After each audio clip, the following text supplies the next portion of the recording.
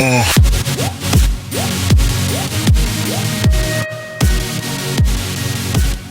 guys, what's up? Welcome back to our awesome anime podcast with me and Fai. How's it going, buddy? Hello, everyone.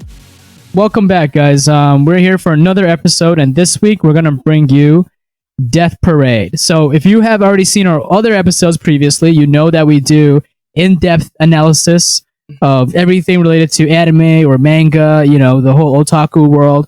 And me and Fai here, we're your people to bring it to you because we're huge anime fans. But even before we start with the whole review, right? We just want to say thank you guys for tuning in and welcome back. And this week, something exciting happened, actually. Neon Genesis Evangelion is coming, or has already arrived to Netflix. And they have, they have the whole thing, Netflix original, done. And and they have 2 movies as well. So the whole show and 2 movies, all on Netflix right now. Go ahead, catch it, because that is a awesome anime. And I think I remember when I was a kid, I used to look up those books in the library because they got titties in them. So if you want titties, check them out. All the Ray titties. Oh my gosh. Yeah, man. I was a kid. I was the kid at that time. I was like, whoa, this is the best shit ever. They have this in the library. That's the most time I've ever spent in the library, dude. I swear to God. I was just sitting there in like the manga section with like little kitty bones. Like, why are you looking at books? They're cool. yeah. Like they can't complain. It's a fucking library. I'm reading, right? Remember, like, can you imagine, like in the playground, like you guys are passing around like Evangelion books, like, hey, give this one here. Give the book 6. Yeah, right. Like, book dude, 6, bro. Book 6. This page 60. That would be insane. Oh my God. So, go check it out. That is the news we got for you guys, and we hope that everyone will get to know the show a little bit more. But some people were saying that like what made it really interesting before was that it was like a cult classic and you couldn't really find it anywhere. And now that it's on Netflix and it's popularized, a lot of people like are like, "Oh man, oh you my know, God, like, that's actually really good to get something old back into the mainstream." Yeah, but then they're saying that it's losing fans because it's back in the mainstream now. Because even Neon, those are not real fans if they do that. they're just hipster posers. Mainstream scrubs watching it. I can't like it anymore. Hell, you're not real fans. I agree. If it's a good show, it's a good show, and everybody shouldn't be able to enjoy it, right? Exactly. Yeah. So, anyways, that's pretty much it, and we're excited about the new season that's coming soon. We did a kind of introduction a couple episodes back, right, on what are the new animes coming out for the summer season of 2019, and there were some of our favorites up there, and some really good movies coming out too. So check it out. It's a couple episodes back, and we kind of go over that. So let's just cut into the meat of it now. Ready whenever you are. We're just gonna jump right into the actual Death Parade in-depth review. Okay. So let's start it off with what is Death Parade? Okay, because it was popular about like 4 years ago, and a lot of you might have forgotten what happened. Just remember, it was pretty cool. It was really edgy. You got like a bunch of gothic-looking bartenders that like play games with people, and it had a really cool concept, right? But basically, Death Parade came from the same studios as some of the awesome animes like Death Note, Monster, and even One Punch Man, right? It came from Madhouse Studios. And Madhouse, and they produce top tier content, right? And so this show became one of the top watch animes in 2015. That's probably when you guys watched it back then and 4 years ago, right? And like Fai said before, the premise is like whoever dies goes into a bar, and then the bartender makes you play a game, and then based on how you act during the game, he decides your fate. Right? He gets your memories, and then he has to make a further judgment based on your actions during the game. And he decides if you go to heaven or hell, which we find out later it's actually reincarnation or the void. And the show starts off kind of like it showcases like all kinds of people from simple to complex. You get to see the contrast between whether they're good or bad, black and white, and then stuff like that. And then basically they make a judgment based on what kind of person they are, what kind of sins they've committed, right? What they've done bad in their life, and then they set them on their way. So this premise essentially is all 12 episodes. You see different people in each different kind of episode, and they have different types of circumstances, right? And, yeah, every time I always curious, like, what new circumstance can they make? Right. So that's what I wanted to talk about first, because what you see in the beginning, right, was that, if you guys don't remember, it was actually the two couples, the married couple, the newlyweds. You know what? I have to talk about this one because you know what? That was really confused for me, especially the first episode. Okay, if you do you want to talk about what happened, or do you? Of course. We're gonna talk about. You talk about what happened, then I can talk about what I was confused about. Okay, so basically, the biggest opener was the first episode. It got people hooked onto the show, and just because it was so confusing, there were so many fucking plot twists that it felt like you broke your neck like 40 times trying to decide on a side. You know, because I was like, oh, well, guess what? Plot twist. So I did some research on the first episode, right? And it turns out this is what happens. Basically, it's about the newlyweds. They get married and they're driving, you know, and then they died, and they show up in oh, you have to talk about how Quindesium. Why they died in the car crash? Because the woman's phone rang. I'll get to that. Yeah, I'll get to that in a bit. So basically, long story short, it's a very confusing premise. So what happens is they don't remember their memories when they get into Quindesium, which is where they get judged, and they have to play a game against each other where they throw darts on a dartboard, and each part of a dartboard is the other person's organs. So they're basically pretty much hurting each other every time they throw a dart, right? And then whoever wins, they say they put their lives on stake. So and then they get their memories back slowly throughout the first episode, and you see what happens. So essentially, what happens is the newlyweds, on their wedding day, the husband hears the bride's friends talk in the bathroom. He kind of overhears them, and they're saying basically that she's a gold digger, and she married him because he was a doctor. And they said something about, oh, her main boyfriend is also kind of cute too, right? So basically, they're saying that this girl named Machi is playing her husband, and she has a boyfriend. And it turns out that his wife's name is similar to Machi. It's Machiko, right? Or something like that. It's something related to that.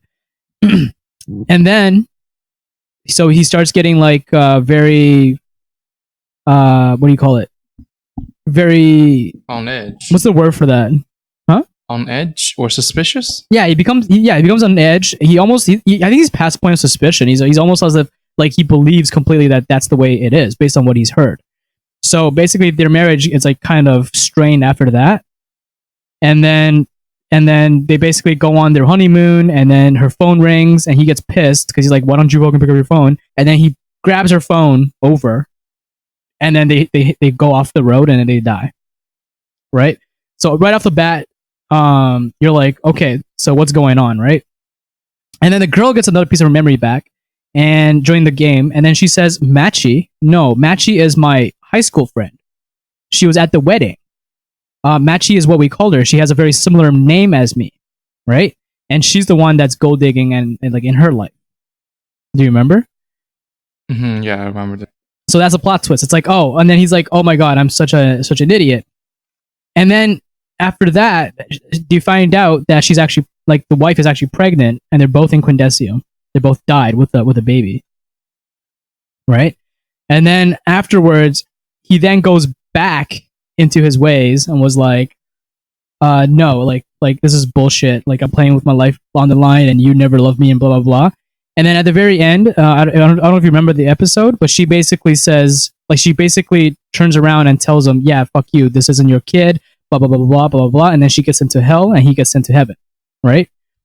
But there's a couple of parts that you guys missed. Okay, so there's one where in her memories, before she turns around and tells him that, she remembers meeting him, falling in love with him, and stuff like that, and then she remembers him being cold to her because he found that out about her, which was false information, right? And then another flashback was her in bed with another guy. Wait, that was another guy? That was another guy. He had a different haircut and everything. I didn't know there's a detail. Right. What? Yeah, exactly. But the thing is, she looked like she was like this happened after the marriage, right? And then she looked like really like regretful of that. Oh no. And then she remembered that like all the marriage and stuff, and then that's when she turned around and said those things to him. But here's another plot twist. Okay, when she said those things to him, she said it so that that they will spare his soul for hers. So she still did it out of love. And you find that out next episode too, because she's like, oh, she did this out of love. But because the arbiters or the people who judge people don't have empathy and they don't have emotion, so they're kind of the neutral bystanders, and they don't understand that she sacrificed herself to send him to heaven and she goes to hell for him because of the guilt. You know what? I really didn't understand about that part because I feel like the whole anime, they always have to choose one or the other. One goes to heaven, one goes to hell. Yeah. Why didn't both go to hell? No, there were ones that both went to heaven, and one. Really? Yeah, it was the couple, the cute couple, the girl who did plastic surgery. Remember? They both went. They both went to heaven. Yeah. So it was the guy who worked at the guy who went to the bowling alley. Wait, were they in the same elevator together or something? No, they both got sent to heaven. They both went up. So like the head on the elevator, one is like the light beige one, and one is the red one, right? The red one is hell, and the beige one is heaven, or reincarnation. Yeah. And then they both got reincarnated. So yeah. So anyways, back to we'll talk about. I didn't notice that. Yeah, we'll talk about that in a second because that one is also like a little bit confusing. But the first one especially, like there was so many twists, right? So basically, what happened was I honestly didn't notice that she the actually flashback. I thought that was with her husband and not. Well, that's why she went to hell because the arbiter Decim, he already got all the memories. So basically, when she arrived, there was already a prejudgment that she did that shit. But the thing is, here's the catch, right? If the husband didn't misunderstand the information and then didn't and if he actually like cleared things up with her instead of being suspicious and like being like oh what a bitch, right? And like treated her differently, she wouldn't have done that because it was like a one-time thing. Actually, no. We only see one cussing of it. It doesn't mean it's only one time. It could have been multiple times. Well, the order the order of the cutscene is that she meets him, you get married, and then he's like distant, and then you get that one shot of her on the bed with another dude. Is it worse to cheat multiple times than to cheat one time? Well, what I'm saying is that she wouldn't have if he actually didn't believe like what the people said, and then treat her like shit after they got married. Oh, because he kind of because he was so cold, he kind of pushed her towards it. It was kind of his fault.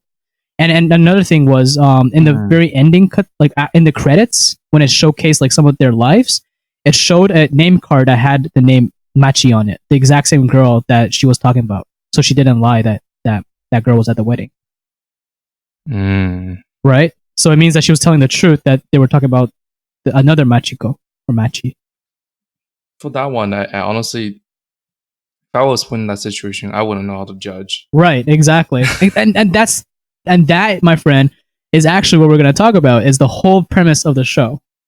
So basically if you how can you put someone to hell just because of one mistake they made? Or exactly. And how do you if someone make a mistake multiple times, does that make them a worse person than the person who did it one time? If you kill 10 people versus you kill one person, exactly.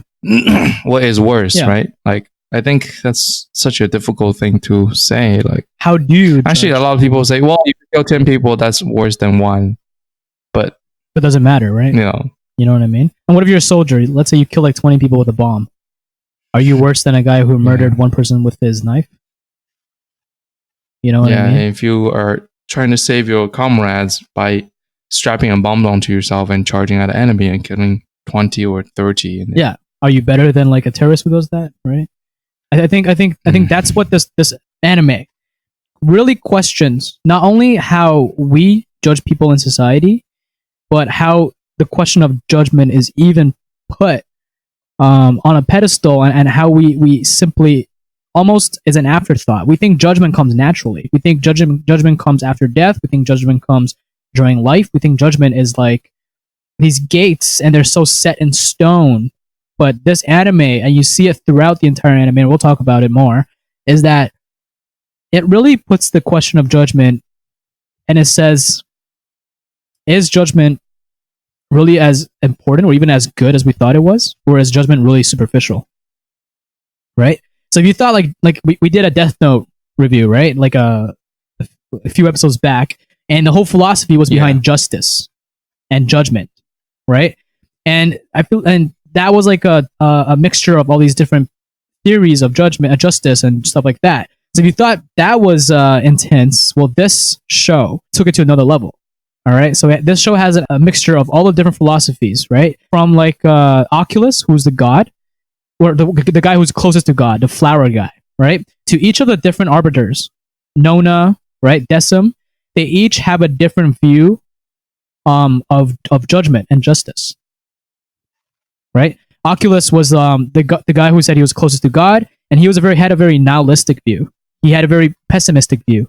He says that humans have no hope, whatever, it doesn't matter, we just judge. Judgment has no meaning, we just do it. Whereas Nona believes in freedom and choice. And Decim has no feelings. He has no feelings, right? He's completely unbiased, and that's why he messed up the first judgment, because he wasn't able to understand that the woman actually sacrificed herself out of regret of her actions to send a guy to heaven, and so that and she goes to hell, because she understood that they were dead, right? And they understood that they were being judged, and based on how he was acting, she was afraid that he was going to go to hell, so she sacrificed herself for him by saying those things, because she knew that they were dead and they were being judged. Exactly. So at the very end, when she said, "Oh, I did this. I did it for your money and stuff like that," she didn't mean it. She did it out of love, and because Decim had no feelings, he wasn't able to understand that. So he misjudged them and sent her to hell and him as reincarnation. And that's why Nona actually said that he fucked up. Yeah, exactly. So in the second episode, you find out because of that he made a mistake on that. And Nona actually believes in having human emotions in judgment with a little bit of empathy. Despite that, she doesn't have any emotions, I think. Yeah, despite that. But what she did was she actually gave Decim a little bit of human emotions inside of him. Ticking time bomb, right? And that's where the main girl comes in, the human girl who watches the whole thing like a bystander. But anyways, moving on. So another cool thing is that in Judgment, right? In this anime, it focuses a lot on judgment, but what's cool is that it focuses on how maniacal or pointless and superficial it is. So you see a lot of like these people come in, and they're people from like all the different tropes that we see in society, right? We see like a very, very simple good and bad people. Then we see very like gray area people, and you got all kinds of different people that are used. Like we see idols, idol fans, criminals, cops, TV people, regular nerds, and even grandmas. We see all these different tropes of people in society, and they come in a different episode. And the show tells us, or shows us, how to judge these people. And the more we watch the show, the more we see that all the judgment is actually very superficial. The judgment itself. I think every time I just confused, like, why is this person going to hell? Like, exactly, and that's what the show. Any sense to me? Exactly, and that's what the show shows to you, is that why does this person go to hell? Why does this person go to heaven? Like, because what is good and what is bad, and how do we judge that, right? The show starts off with very, very black and white concepts, which makes sense because you're like, okay, the arbiter. If the girl cheats, she goes to hell. If the guy didn't cheat, he goes to heaven, right? Black and white. But then you see that there's a lot more to it based on their memories. There's like a whole domino of effect, and all these people's lives are webs that are intertwined. So you can't say that this person, let's say this person was a killer, right? But it was because the other person murdered his family member or something, and he retaliated. So because of that, who do you blame? Do you blame the guy who killed him first, or do you blame the guy who retaliated, or both? And these questions of these black and white concepts, like saying murder is bad, suddenly become like gray areas where you don't know anymore. And basically, it's saying it's very easy for people to label these guys as good, as bad. Like when I'm out on the street, right? When someone does something who's an asshole to me, I'm like, yo, this guy's a fucking an asshole. He deserves to go to hell. But then you think about it, sometimes we're that person. Like, let's say you have a bad day, right? You go out, you treat somebody like shit, despite, like, you kind of regret it after, but in that moment you do. That person's thinking that you're a dick, but you know that deep down inside you have kindness too, right? We're not just good or bad. We have good, bad, darkness, light, and we have all of that inside of us. And basically, the show's saying, who are we, or who is anybody to have a right to judge people? And I think that's what the anime is trying to teach us through all of these different scenarios. It shows that the judgment itself is so pointless. It's superficial. It's almost random and all over the place. And sometimes it is. At the very end in the last episode, you hear him say, like, yeah, just randomly judge people. It doesn't matter. Judgment is judgment. There is no judgment on judgment. Right? And then that's what Oculus says, right? Yeah. I think, yeah, that anime really confused me a lot, especially in terms of the judgment. Yeah. I mean, it was great to see like their stories, and I think their story really modeled it up for me, because I could tell, especially for some of the people, like, for example, the brother who retaliated against the killer who killed her or raped his sister and almost killed him. Oh yeah, that episode. And then that was a really good episode. He killed someone else because of that, because he wanted to do revenge and stuff like that. And then the detective was watching and didn't do anything about it. So he also, But anyways, he killed people. I think in a story scenario, like we have a certain story we read, we will be like, oh wow, he's doing revenge for his sister. That you will applaud that because you kind of sympathize with him. But in a lawful society such as ours, that is a judgment saying, well, you shouldn't have, because you should have left it to the police. Police is the only one that can judge. Whereas you kill someone, even if they deserve to be killed, even if they deserve to be killed, it's not for you to judge. It's for the society or the criminal justice system. Well, that's the thing, because they're saying that even like any justice systems or society, there's flaws in judgment because you don't see the whole. Exactly, view. And that's what I was trying to say, is that like I think even the arbiters in this anime doesn't have a right to judge whether or not it was right or wrong. Of course not. Because I don't think it's black or white. Yeah, you find out that like some arbiters do it randomly, almost like later on, like it could be random judgment, and there's nothing to punish them for it, right? So it means basically that judgment is pointless. There's no value in judgment. Judgment simply is a thing that we have in our minds to make sense of things, to label things as good or bad, right? And it's funny you mentioned like law and the criminal justice system, because that's the kind of judgment and justice that Decim represents. He represents a completely emotionless system that's based on wrong and right, which is our current justice system. There is no emotion attached. And it shows that there is, and even in the first episode, it shows that justice system has its flaws. It could judge wrong, right? Because yes, you did something bad, but that whole thing transpired because of one misunderstanding, right? And even though you regret it and you make up for it and you try to do whatever, you still did that one thing bad, so you're gonna get punished, right? So that's another theme that we see today, is that there's a very pessimistic view of judgment today. We view people's actions and we judge them very pessimistically, very negatively, because we base it on the worst of people rather than the best of them. We take their worst action in their whole life and we say, you're bad or good. If someone did one bad thing, right, and we hear about it, no matter how good they are to us, we think that they're evil. Like, let's say you're at work and you like this person, you meet, they're really cool, and then you find out that they actually used to be like a murderer, or like they did something really, really bad behind someone's back one time. And you suddenly have a different view on them because you're judging them based on the worst of them and rather than the best of them. And that's what the show is. Because in the show, they're trying to bring out the darkness inside of people and then judge them based on how they act once their darkness is completely out. Right? That's what they do. And basically they're saying that in your worst moment, how will you do? And then we're going to decide whether to punish you or reward you or whatever it is. And it's funny because like that's very similar to certain religions where You're judged based on your sins.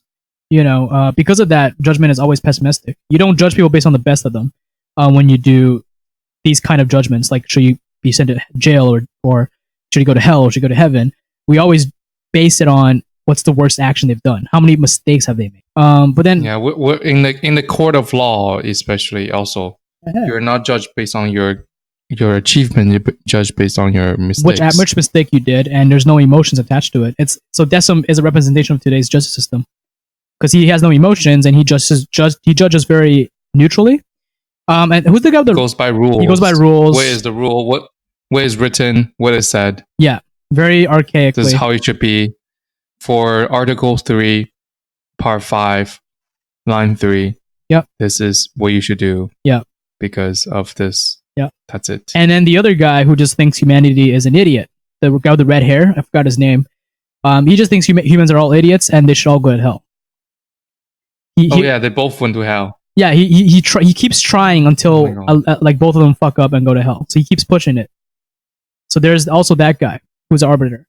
So basically, you get him, you're fucked. So it just shows that even though arbiters have no emotions and they're supposed to be unbiased, it's hard to be. It's very hard to be unbiased because even when you are completely unbiased and have no emotions, how do you judge then? Because you don't understand what it's like to be human, right? Like, sure, there could be justice and law, and we could follow that because that makes sense. Because without it, one can argue that society falls apart. But it doesn't mean that it's always correct, right? And that's the kind of big questions people are asking about justice because it's pretty much emotions versus no emotions. It's empathy versus logic, right? And it's almost like if we had I think that's what the judge is for, right? I think the judge is for that. Especially if they kill someone, for example, someone committed murder, but it was because of protecting someone else, but obviously they have no right. But the judge can take sympathy with a person and say, well, lesser your sentence. I think that's probably what the human part of it is, and that's what the arbiter is. Well, I mean, like a human arbiter sort of thing. That's a good point because that's what Nona was trying to do, was that she wants to put a little bit of human into the system. And once you combine it, then it might be easier to judge. But one could say that sympathy can also wreck the way you judge someone. And we see it in... because even for a judge, you cannot know every detail about the story or the person's life, why they are the way they are. You can only judge them based on what you know. So like even for current justice systems, you can only know so much. So how do you know if they're not just making a facade of just... oh, I'm so sad, this is why I did it, and I didn't mean it, stuff like that.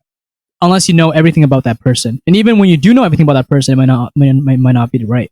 Because people are so complicated and they live all this kind of lives and they live, so many things that happen and there's so many factors to it that it's so hard to make the right judgment. And sometimes there isn't a right judgment. And that's why like every episode that goes by, I'm sure there's people that are going, I can't judge this guy. And it's like, why is this guy being judged this way?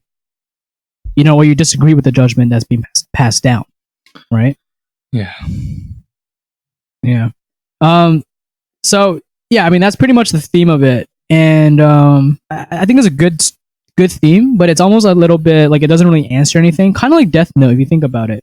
It just opens a question, but it doesn't really answer anything. It just basically, the ending kind of tells us to celebrate life, right? Hold on to it. Live in the moment, and also try to understand each other.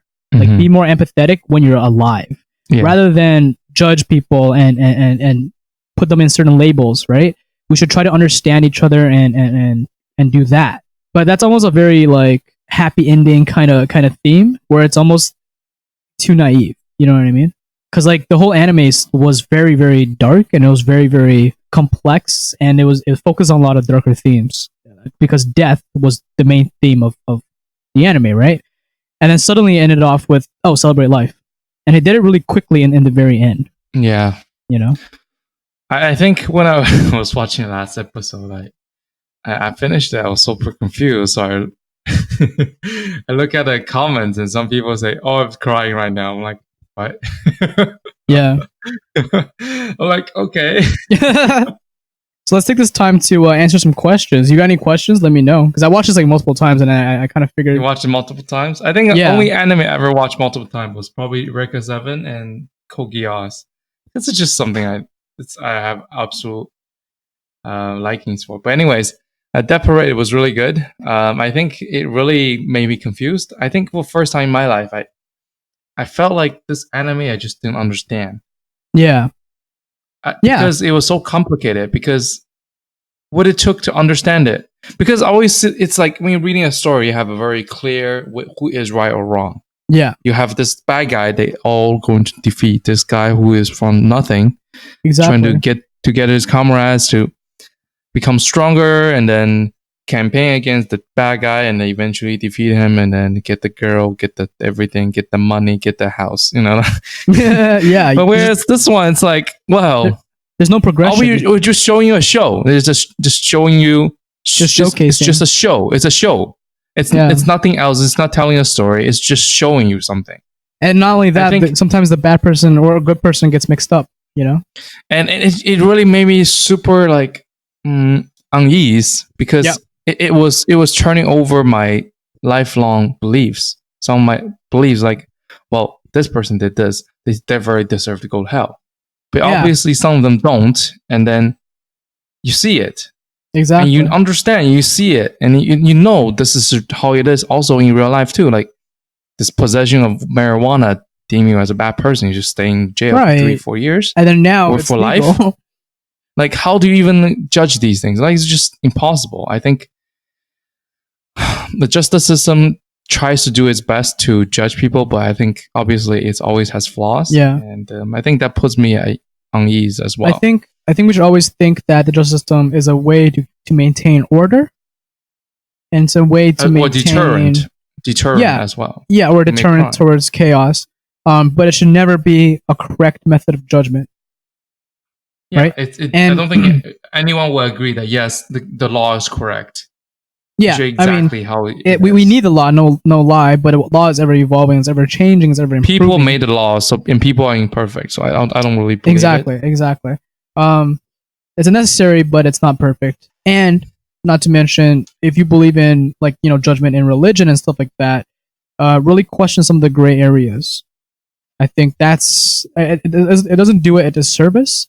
I think it actually helps you grow more, even spiritually and philosophically. You think about those questions and you ask questions and you try to figure it out, because those are questions that are very important, and it's showcased a lot in this anime.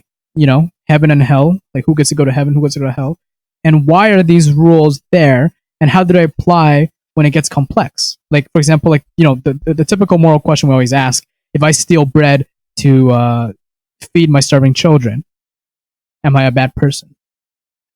Right? And it's like, how do you judge someone like that?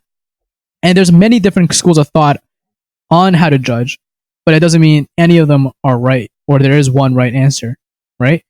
And you see it in Death Parade, actually, because we have different arbiters with different kinds of belief systems, and some of us can agree, some of us won't agree to different arbiters. So it obviously shows that it's subjective.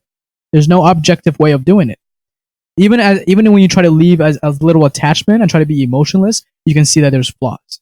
And then let's say you add a little bit of human flavor to it, but if you add too much, then you can't have a human judge another human, because whenever we judge people, right, it's wrong. Whenever we judge people, it's a little biased. It's always biased towards how we perceive the world and how we perceive that person.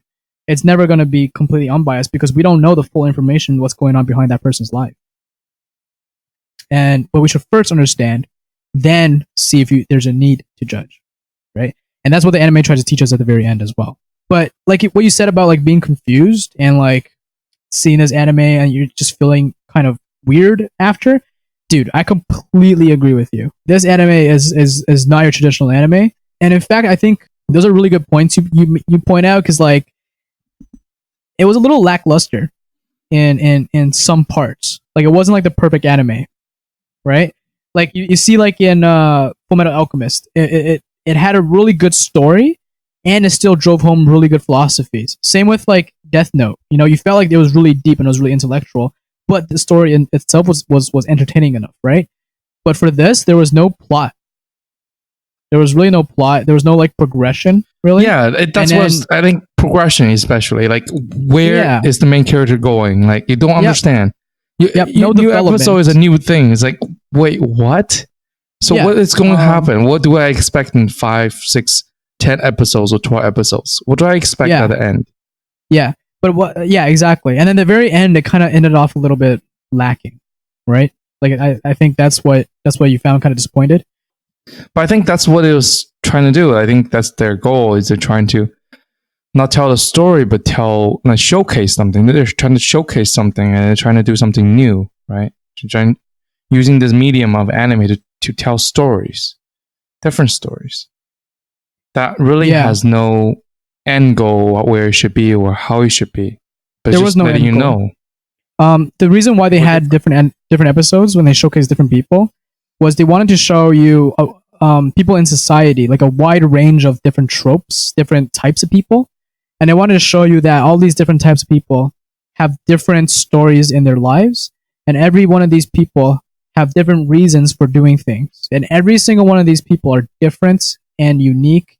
And they're basically saying, because all these people are so human and they're so alive, they're showing you humanity.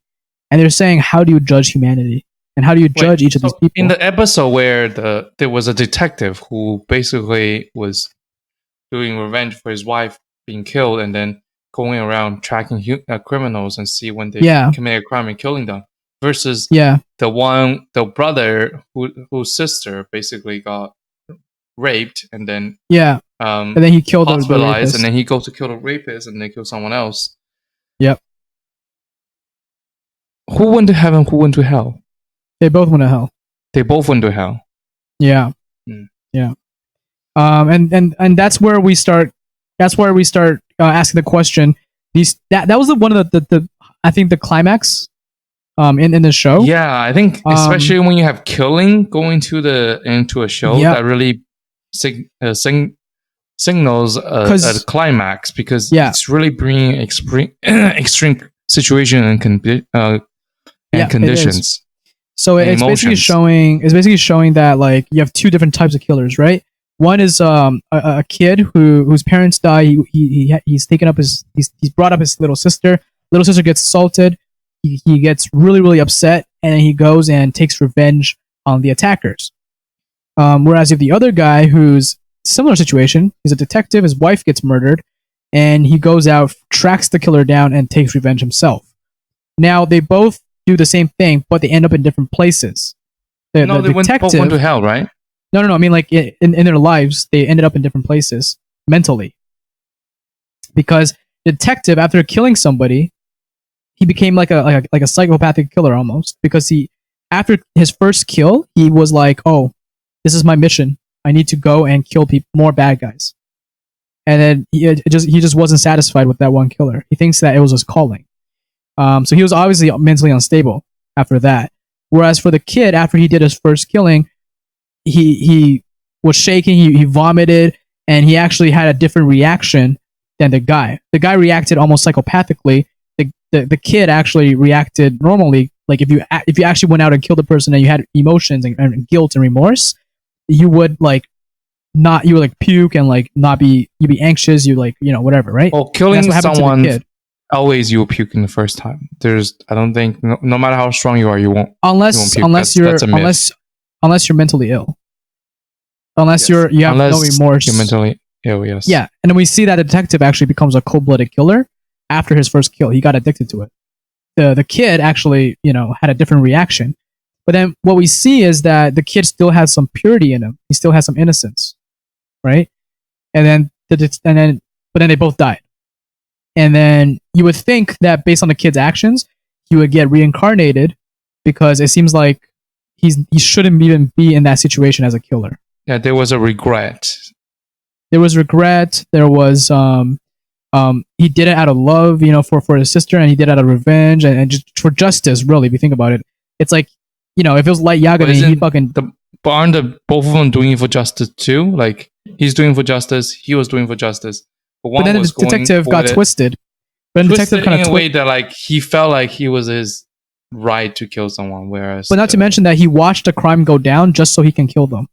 Yeah. So he saw the attacker attack the kid's sister, but he didn't stop it until the crime was done. So then he can be like, "You're guilty," and then he kills. No, he didn't stop it. He just watched the whole time, and the guy went home. That's what I said.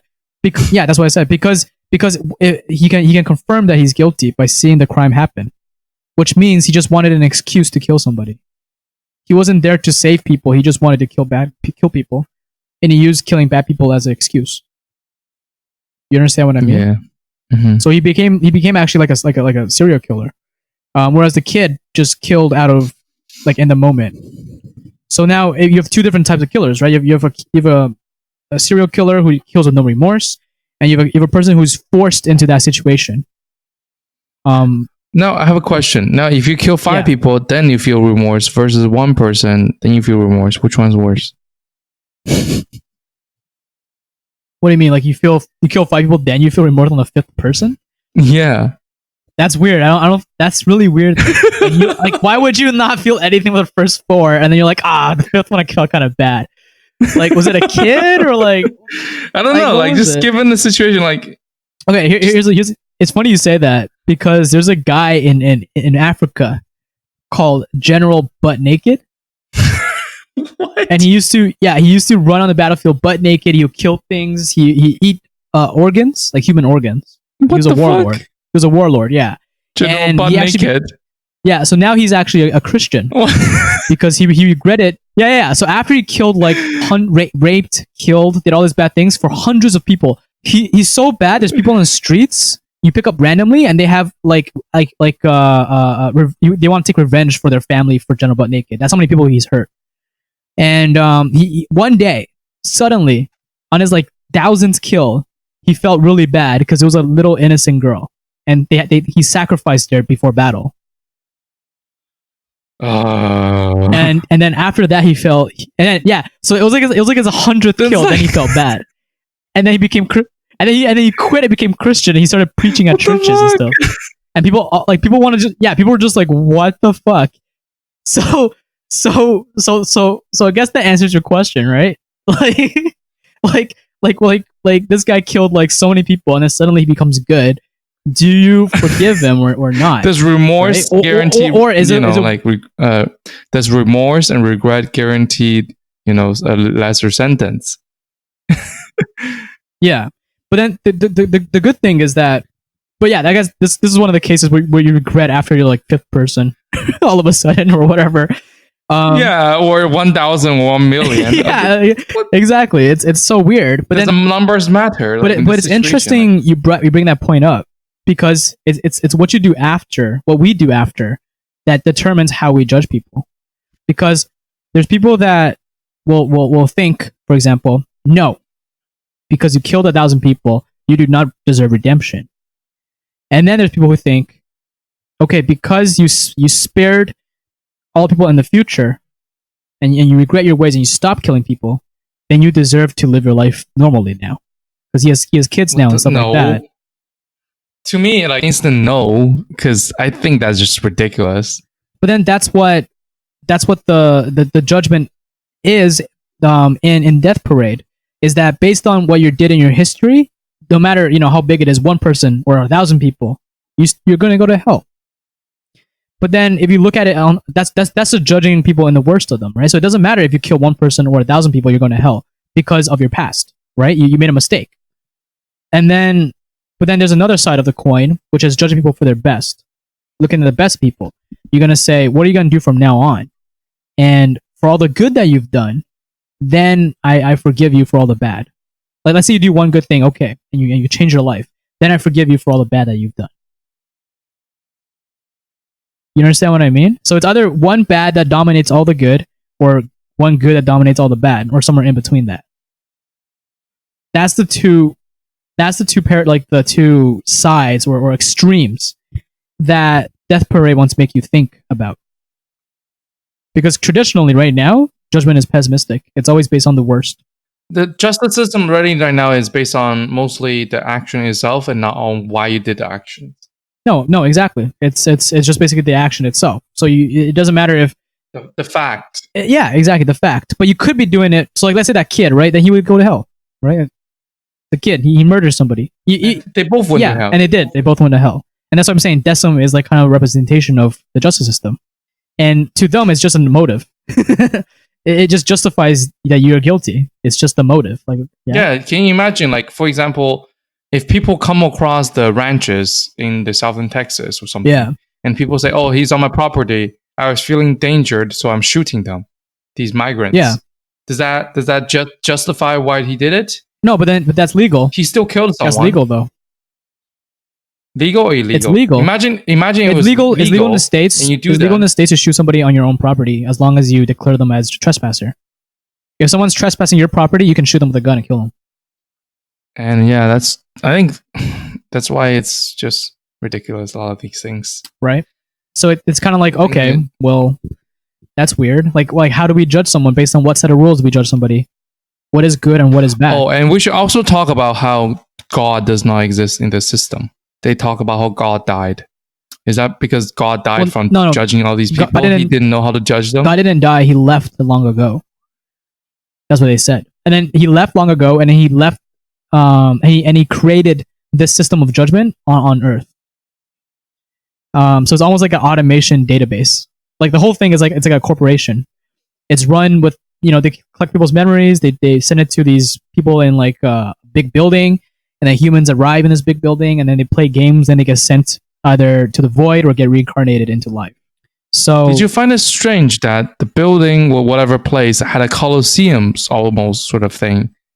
Yeah, it was. And then there was a house, and I don't understand. So sometimes, like, animes do give some sort of imagery to provide some sort of context. For example, well, why does it look like that? Where does it have the Roman columns and then sort of like a Colosseum? It was like an abandoned Colosseum kind of look, right?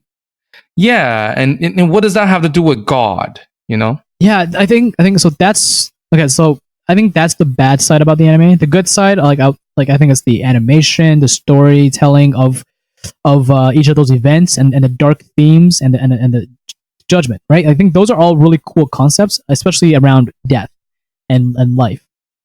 But it left a lot of holes unanswered. Right? In the last episode, it didn't feel like it was going to be the last episode. The last episode actually had more questions pop up.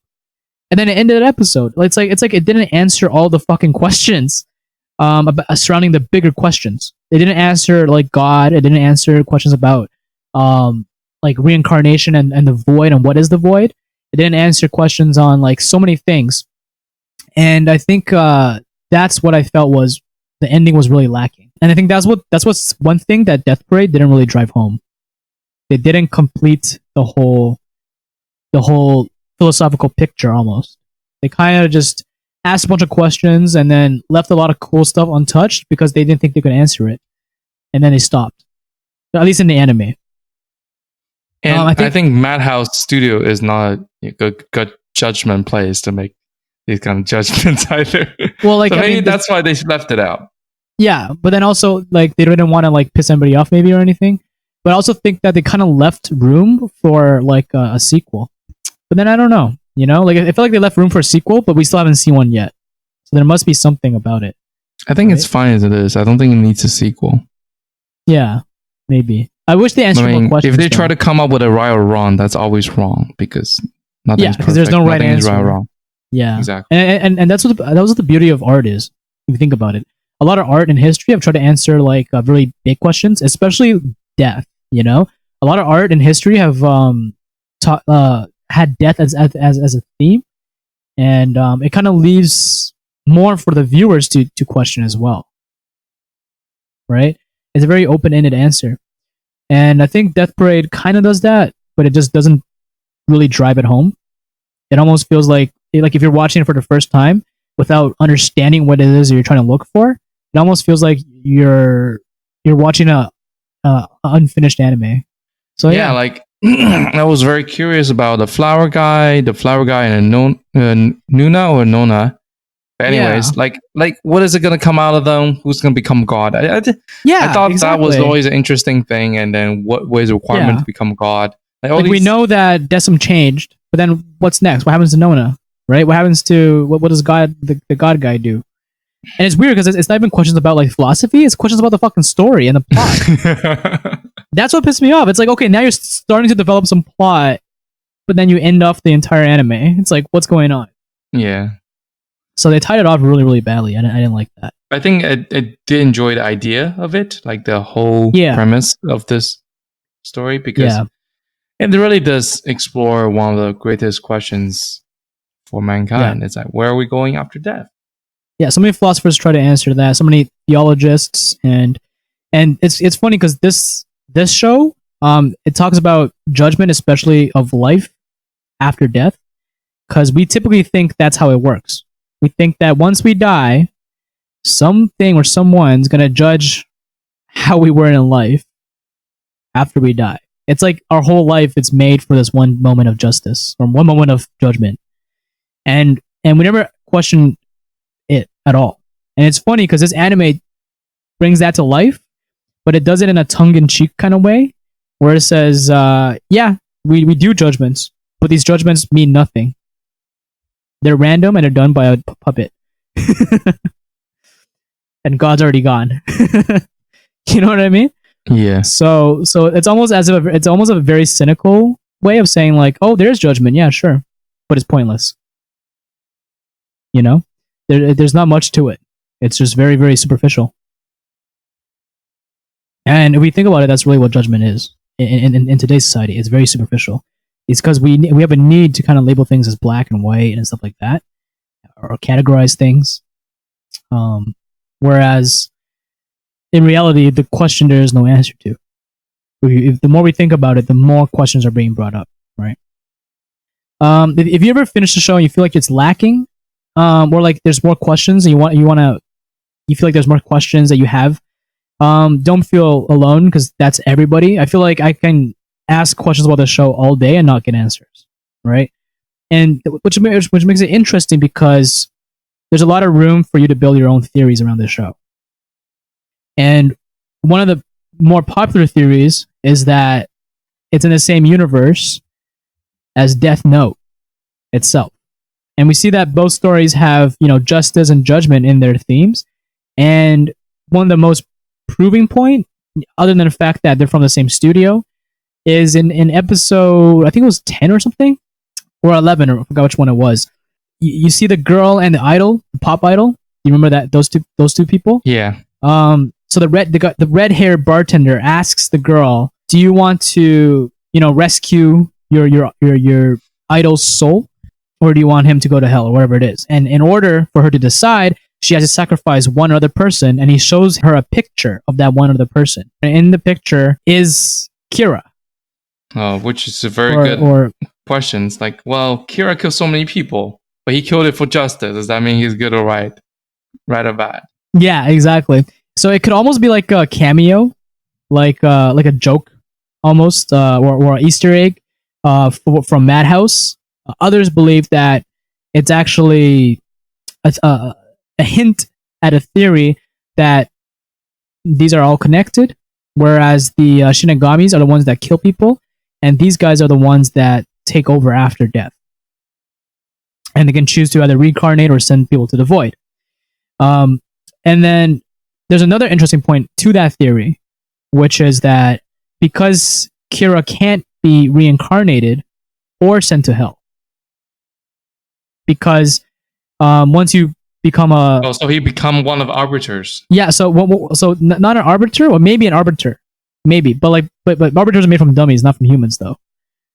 So that's. But his soul can be made into an arbiter. Maybe, but other people are saying that there's a chance that he either gets stuck here and then turns into a puppet eventually, and then gets turned into a Shinigami or an arbiter. Yeah. Okay. Yeah.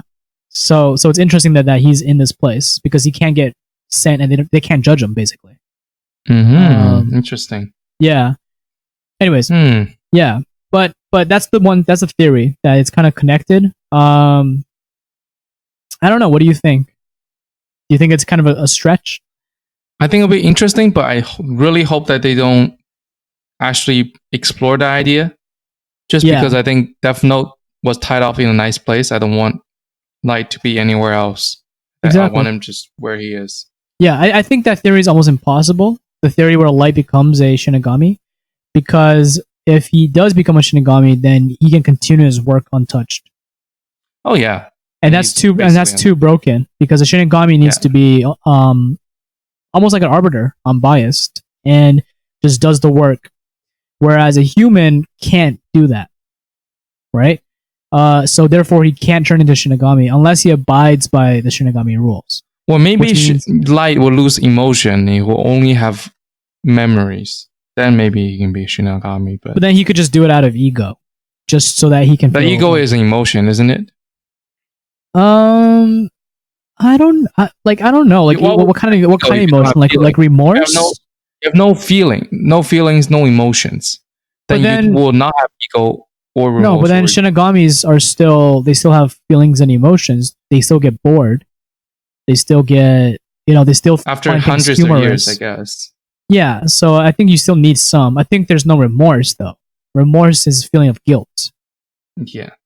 That makes someone basically a sociopath. I think, or a psychopath. Was it Ram or something? She started to love. What is it called? She started to love was it Misaki or whatever. Well, anyway, the Light's girlfriend. That's why she was vulnerable to die. She developed more like emotions. Yeah. Yeah. Yeah. Yeah. I don't know. This is just a cute little theory that a lot of people are talking about, just because of the Easter egg. That they showed. He really looked like Light. Yeah, he looks a lot like Light. Same studio. Exactly. So, yeah, it might just be an Easter egg. It might just be like, hey, check it out. It's Light. That would have been funny if he actually went there, right? Yeah. I would definitely want to see how he gets judged, or if they're even able to judge him. That would have been hilarious. He'll play mind games with them, and then they get judged instead of Light. Yeah, he'll like fuck with the arbiters, and then like gets reincarnated and finds another Death Note and continues his work. That'll be hilarious. Yeah. So I don't know. Bai, what do you think about this anime? Just to round it off, what would you give it out of 10 thumbs out of 10 thumbs? I think like in terms of content, it's got great content, but it's not for anyone who just wants a story, right? A story, yeah. If you want to kind of break your head open and think about your life, then this is good. Yeah. Really made me quite confused in a sense. Like I was like, okay, well, what is right or wrong definitely is not right or wrong anymore. Yeah. Definitely asks you the question, how do you, even decide on how to judge someone? Yeah, exactly. Yeah. Yeah, just to tie it off, I think I would give it like a 7.5 out of 10. I think that, the concepts were deep enough and it was good, but it just lacked so much driving points. It lacked like driving a point home to you. It tried to cover so many different points, like death, judgment, gray areas, celebrate life, don't commit suicide, love each other, and it never really drove any of those points home as a consistent theme. And I think that's the thing that really, and not to mention, it didn't really have a plot or any kind of development either, and it kind of left it very, very open and didn't really tie things off well. And a lot of plot holes and stuff like that. Just because of all those things, it kind of killed my enjoyment of the anime. Whereas in the beginning, up until like episode, I would say 11 or 10, I really loved the anime. It was just unfortunate that it ended so quickly, and it left too many holes unanswered, right? Yeah, it's like a feeling of unsatisfied. Yeah, exactly. So that's what I thought was lacking. But by no means don't watch it. If you never watched it, check it out. It's still a very, very good show, and it was enjoyable in the first like couple episodes. Just the ending was bad, in my opinion. So yeah. Well, hopefully you guys enjoyed this review. We try to bring you, kind of more in-depth analysis every single time. And yeah, if you have any requests on what to do, just leave a comment or send us an email at rubikscube.podcast@gmail.com, and we'll try to do a review based on an anime you like. Okay. So, yeah, I think that's all we got for this week. How about you, Faye? No, that's it for me. Thank you for tuning in. Well, thanks for tuning in. There you go. See you guys next week. Bye-bye.